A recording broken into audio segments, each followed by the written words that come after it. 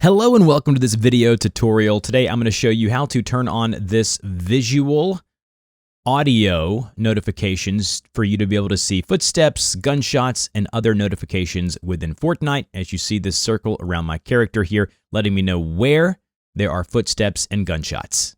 So what you want to do is go ahead and click on your profile image here while you're in the lobby. And then once you've clicked on your profile image, you'll be able to go into settings by clicking into this gear icon here. And then once under settings, you want to go to audio settings, which is this little microphone or volume thing here. Click on audio.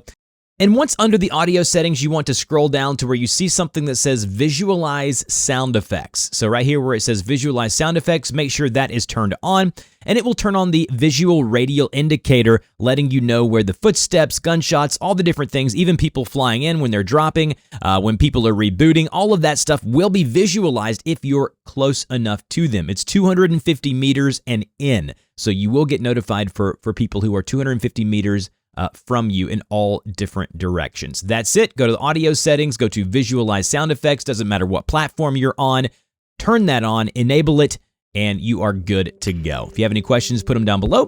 Don't forget to like and subscribe, and I'll see you in the next video.